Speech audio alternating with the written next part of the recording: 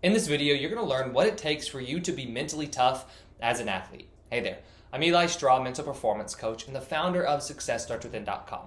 Now, as an athlete, you know that you need to be mentally tough. But how do you actually build this mental toughness? And I think the first question that we have to ask ourselves is actually, what does it take to build mental toughness? Through working with athletes as a sports psychology consultant, I've come up with 6 characteristics that I really believe make up athlete mental toughness. And if you work on building each of these skills, that's what then leads to you being mentally tough. So now it's not that you're focused on building mental toughness. Instead, you're focused on building these skills that you know make up mental toughness. Skill number 1 is self-awareness. Now, self-awareness means that you understand your thoughts, your feelings, and your actions. But it's not that you just understand these. You understand what you're feeling at a certain time or what you're thinking, but then you also understand why. So if you're feeling anxious before a game, self-awareness means that you understand why you're feeling anxious.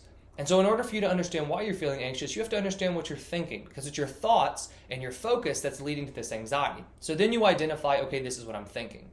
And it's from there that we can really start making a change. So if you want to be more confident, or to be able to handle failure better, or to be less anxious going into a game, we first have to start with self-awareness. So think of self-awareness really as the foundation of your mental toughness as an athlete. Skill number 2 is self-confidence. You have to have high levels of trust in yourself in order for you to be a mentally tough athlete. When you have high levels of self-confidence, this allows you to perform freely.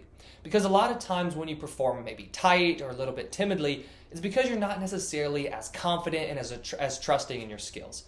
So if you know that you want to build mental toughness, you need to first focus on building more confidence. Because when you're confident, that intimidating opponent doesn't affect you as much because you're confident in your skills. When you're confident, a bad game doesn't affect you as much because you're confident in your skills and you're confident in your ability to bounce back. Skill number 3 is focus. You need to be able to be focused during practices, and you also need to be focused during games. And when I say focus, I mean you need to be able to control your focus. You want to have your attention be under your control during games and during practice. Because like I said earlier in the video, performance anxiety, for example, is caused by what you're thinking about. The same thing is true with the fear of failure. The same thing is true when you are becoming distracted. You're thinking about all these things except for what you want to be thinking about. So for you to be mentally tough and to be able to handle challenging situations, being able to handle failures, being able to handle anxiety, you need to first start with building your focus. Skill number 4 is resilience. Resilience means that you're able to bounce back from setbacks and failure. A lot of times this is what we think about when we think of mental toughness, because for you to be mentally tough, you need to be able to bounce back from setbacks. In order for you to bounce back from setbacks, you need to be mentally tough. But what's interesting about this is resilience is actually something that you can train. The way that you can train resilience is by changing the way that you look at bad games and also learning how to take bad games and frustrating situations and to learn from them. And the more that you can learn from them, the easier they are to bounce back from. So if you want to be mentally tough, you really need to focus on building that resilience and that ability to bounce back from failures. Mental skill number 5 is a successful self-image. When I say a self-image, I mean the way that you see yourself as a player. We can get even more specific about this and say that you have self-images in relation to specific skills you have and specific situations within a game. For example, your self-image during pressure-filled moments or crunch time moments during a game might be that you're a choking player. But then at the beginning of the game, you see yourself as a confident player. Maybe when you play this certain team or this certain opponent, your self-image is, I get intimidated a little bit. I don't perform my best.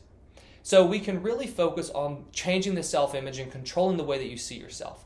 And when you see yourself as a more successful player, as a player that's capable of winning, capable of going out there and competing their best, that's going to increase your confidence, and it's also going to allow you to perform more freely. Mental skill number 6 is self-management. So we've come to the end of the 6 skills, and I want you to think of self-management as what has to follow self-awareness. We first have to understand ourselves. You have to understand your thoughts, your feelings, and your actions. But once you understand them, then it's time to change them if you need to change them. So going back to that performance anxiety example, if you identify that there are certain thoughts, so in this example, it's probably thinking too much about the outcome. So if you're thinking too much about the outcome and you say, okay, that's driving my anxiety, well, what do we have to do?